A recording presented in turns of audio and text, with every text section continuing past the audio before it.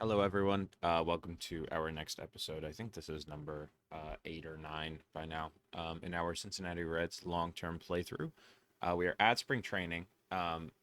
Oftentimes, I try to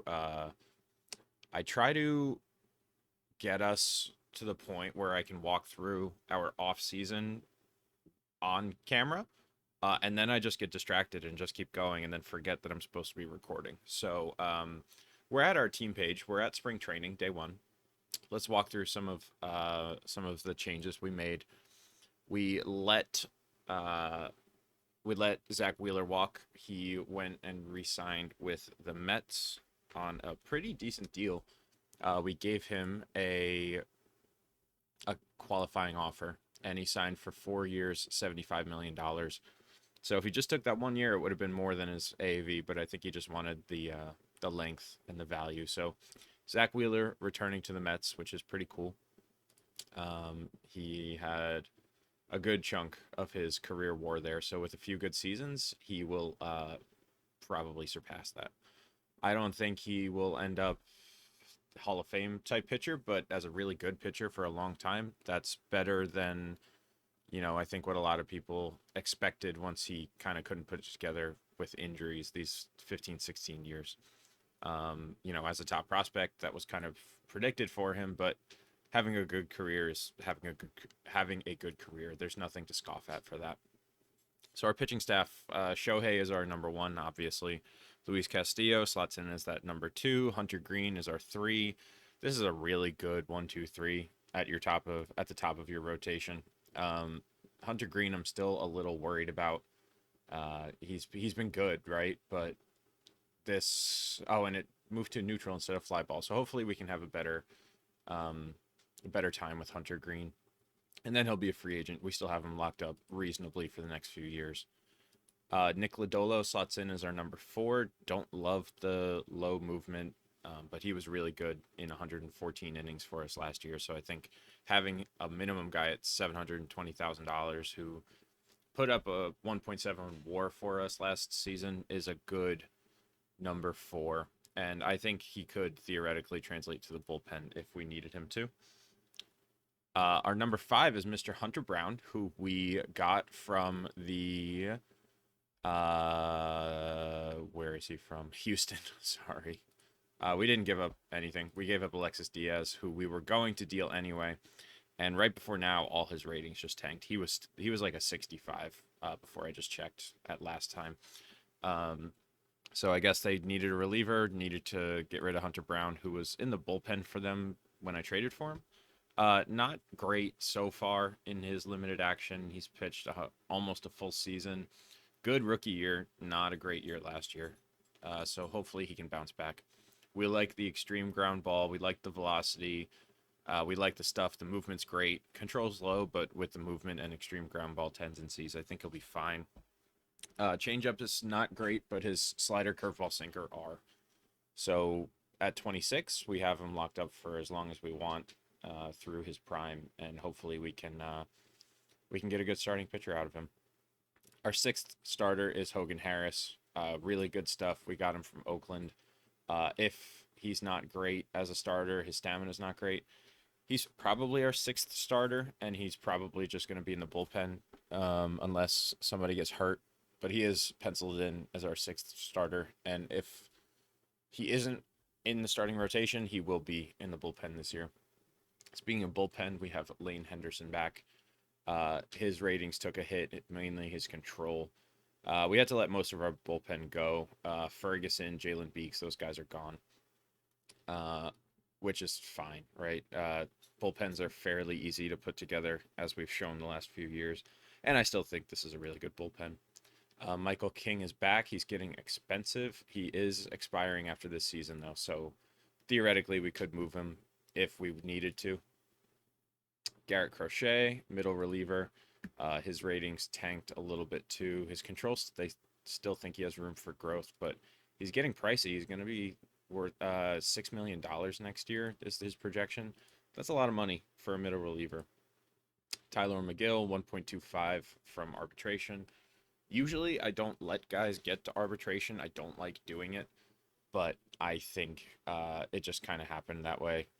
We offered like 1 point, I think we offered like 1.3, and he said no, it's too low. So then we had to go to arbitration, and we got what we wanted out of it. Tyler Rogers, this is really good. I like all the blue. I like all the green. Camilo Doval, extreme ground baller. He finally hit arbitration as well. He will start getting expensive. So these young relievers, they're really good, right? But actually, they're not even that young anymore. But they're starting to get more expensive, which is why we have a bunch of these guys are a lot younger, which we can move off if we need to find some money. Ricky Karcher has great pitches and good stuff, just not much anything else. So who knows how much he's actually going to pitch for us.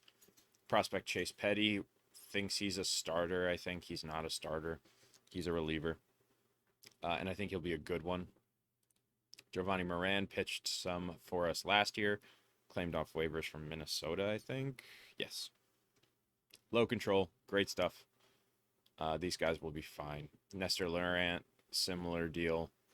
And Andrew Abbott, probably the least likely to give us anything of value this season, but not bad depth as like our 7 starter. That's totally fine.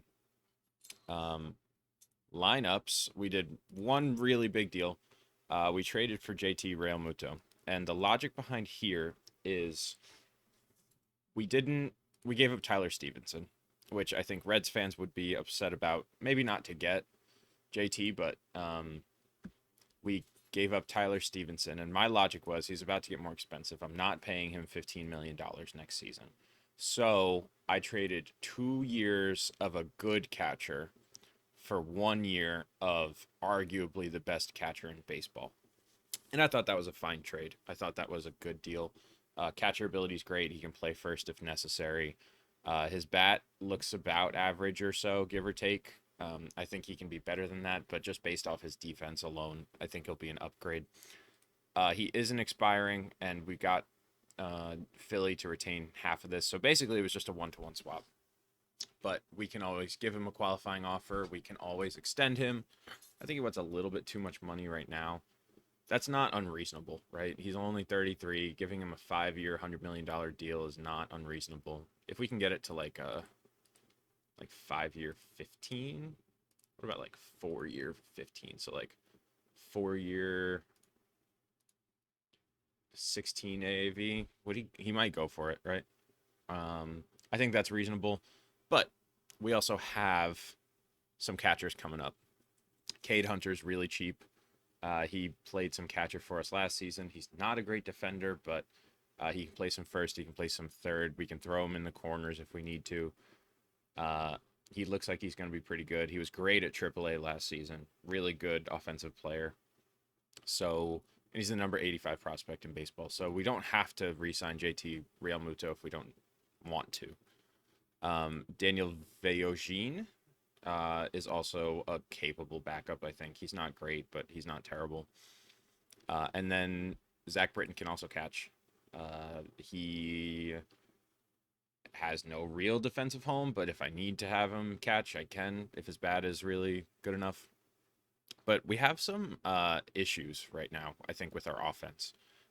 With the addition of Shohei Ohtani, he plays DH, right?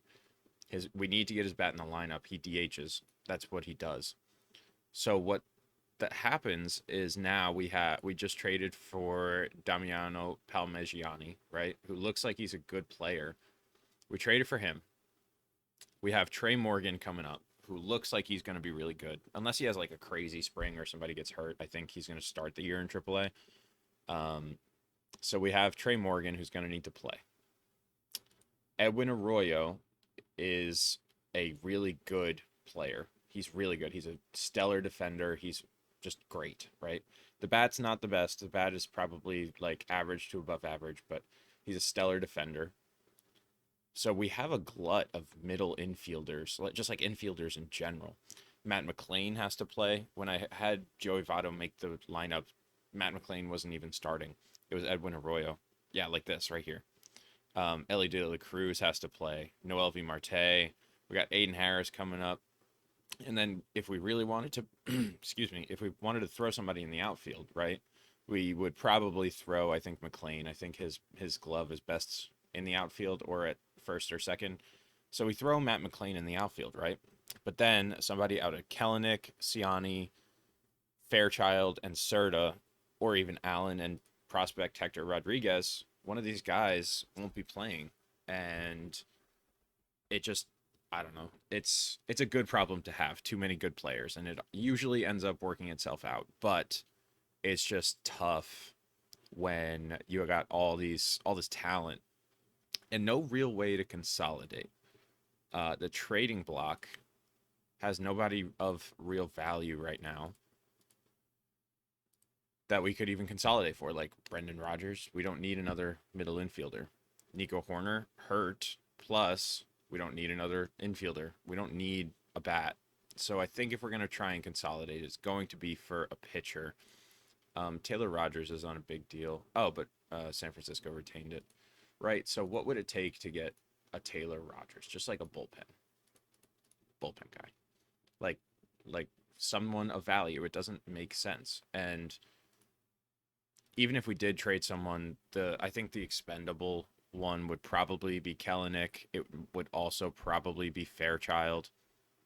But then again, if somebody gets hurt, Jay Allen gets thrust into it, or Rodriguez or Serta, who doesn't have the best of gloves. So good problems to have, but no clear solution, if that makes sense. I think Kellenic is probably the one on the block. Uh, he's up for arbitration. I don't really feel like paying it. We're gonna have some big, uh, what's the word? Payroll contracts due coming up. We have Shohei, whose salary just keeps going down. Right. I think that was a good idea. Was front loading his deal. We got Castillo at about $11.5 million for the next 3 seasons after this one. Hunter Green's going to get more expensive. Ciani gets more expensive. Uh, Valdez, we're probably going to look to deal. He's on the injured list. I don't know. Like, it's not like this is a ridiculous amount of money to pay for a potential starting pitcher, but we have the depth, so we don't need him. Crochet is going to be expensive next year. Rogers, all these guys are up for arbitration estimates, and Ellie De La Cruz has his big deal, which is not. I look at it, and this is really like a Ronald Acuna type deal. It's a 12-year 227, and it's all the expensive part is after his age 31 season. So we really got him locked up for a long time. Um, so his contract isn't even that aggressive, but still in 2 seasons after this one, we're looking at a $200 million bill, then 230. Like, there's just a good chance we can't sustain this kind of contract. One thing I did want to try and work out was some extensions for maybe McLean and Marte. I don't. I think Marte is probably lower on the list unless we can get him at like a really low AAV. But he's already asking for a 9-year, $27 million AAV, which we're probably not going to do. But I think McLean might make more sense. Um, he wants a lot of money, right? As he should, but he's 25. Like, at most, I'd probably go 8 years. And then what does he want for 8 years, right? He's in arbitration. There's no way he's going to get a $30 million in arbitration. So this would have to go to like 25 at most. Then we go maybe like 18. And then his first year of arbitration we can predict is like 8.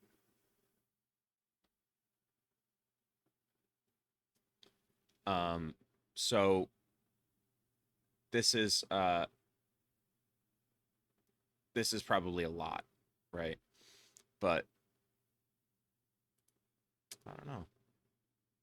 218 over 8. That's kind of close. All right. What if we can get you to like this? With like a team option here. We'll bump this team option up. And we just get, oops.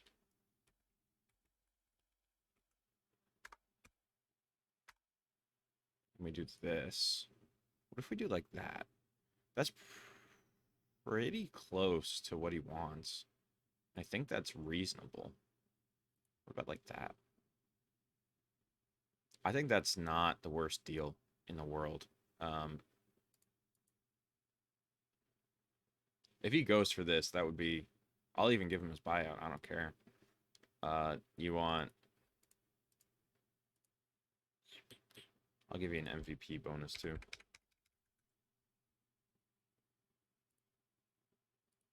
All right, so this still adjusts, but still, he's only guaranteed 160 over 8. That's an AAV of 20 with the buyout here. You do not have enough money. That's not true. All right, what if we go...